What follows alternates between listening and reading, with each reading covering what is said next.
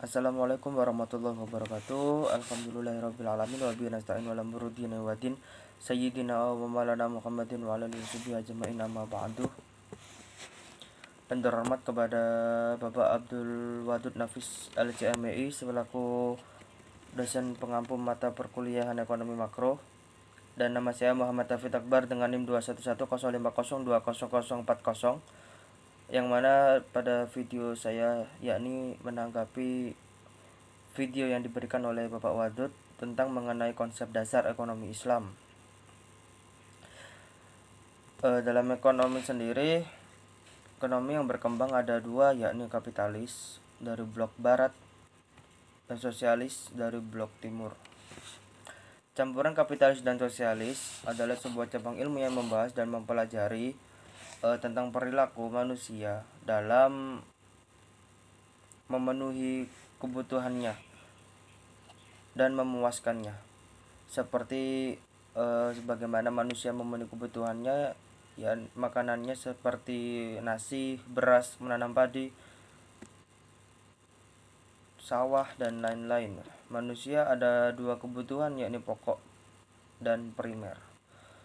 Definisi ekonomi Islam adalah sebuah cabang ilmu yang membahas dan mempelajari tentang perilaku manusia dalam memenuhi kebutuhannya dan memuaskannya untuk mencapai falah berdasarkan pada prinsip-prinsip dan nilai-nilai Al-Quran, Sunnah, Ijma, dan Qiyas untuk mencapai kebahagiaan zahir dan batin dan mendapatkan ridho dari Allah Subhanahu wa Ta'ala yang memenuhi kebutuhan fisik dan rohani, seperti makan, tetapi dalam aturan yang dijelaskan makan dan minum, yakni dengan mendapatkannya dengan yang halal tanpa harus mendapatkannya dengan yang haram. Prinsip hadis Nabi atau sunnah berkenan dengan sabda Nabi seperti jual beli, akad utang piutang, akad sewa menyewa, akad kerja sama. Ijma adalah kesepakatan para ulama dalam menetapkan suatu hukum dalam agama berdasarkan Al-Quran dan hadis dalam suatu perkara yang terjadi, seperti ulama menyepakati bahwa hukum riba itu haram, dan juga seperti mencuri itu juga haram.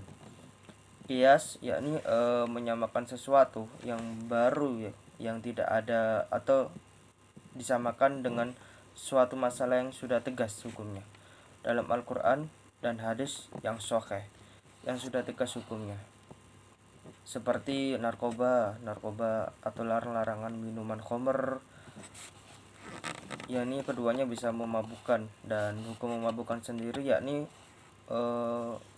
haram. Jadi mengkiaskan setiap sesuatu yang memabukkan itu hukumnya haram. Perbedaan antara ekonomi Islam, kapitalis, dan sosialis. Di dalam Islam sendiri seperti bersumber dari Al-Quran, Al-Sunnah, dan ijma ulama. Dalam kapitalis sendiri bersumber dari pemikiran, dari pengalaman manusia, dan sosialis sendiri yakni bersumber dari pemikiran dan pengalaman manusia. Komposisi dikontrol syarat Islam. Di dalam kapitalis sendiri yakni komposisi usaha bebas dan melahirkan monopoli. Di dalam sosialis sendiri tidak terjadi mekanisme pasar dan tidak ada persaingan di bawah kendali pemerintah pusat. Dalam Islam sendiri pengakuan kepemilikan individu dan umum, tapi secara nisbi atau milik Allah. Dalam kapitalis sendiri pengakuan kepemilikan individu secara bebas, dan dalam sosialis tidak mengakui individu semua alat produksi milik umum. Dalam Islam, kesejahteraan bersifat jasmani, rohani, dan akal. Dalam kapitalis sendiri kesejahteraan bersifat jasmani belaka. Dalam sosialis sendiri kesejahteraan sendiri bersifat jasmani balaka. Dalam Islam, mekanisme pasar bekerja menurut masalah atau tidak merugikan orang lain dan tidak membawa kemudorotan. Dalam kapitalis sendiri, mekanisme pasar dibiarkan bekerja sendiri. Dalam sosialis, perekonomian dijalankan lewat perencanaan pusat oleh pemerintah. Selanjutnya adalah dasar-dasar ekonomi Islam. Dalam dasar-dasar ekonomi Islam ini ada tauhid, ketauhidan yakni keesaan Allah, meyakini keesaan Allah bahwa Allah itu ada. Allah Maha Esa. Allah Maha Esa zatnya dan sifatnya. Maka segala aktivitas-aktivitas ekonomi harus sesuai dengan ketentuan Allah baik dalam Al-Quran, Sunnah, Ijma' dan Qiyas. Yakin, yang dua yakin bahwa Allah itu tahu apa yang dikerjakan oleh hamba-hambanya dan Allah akan Allah akan membalas apa yang dikerjakan dan dipertanggungjawabkan. Yang kedua, sidik, amanah atau kejujuran dan tanggung jawab. Setiap transaksi menjual, membeli, membayar, utang, ketika melakukan akad jujur, setelah jujur mengikuti amanah, yaitu melaksanakan tugas dengan baik, benar dan sungguh-sungguh sesuai dengan perjanjian. Yang ketiga, mengakui hak milik dan umum. 4. Keadilan, harus bersikap adil ketika berjualan. Yang kelima, al-ta'awun atau tolong menolong, seperti akad mudharabah, akad yang menolong kepada orang yang bekerja.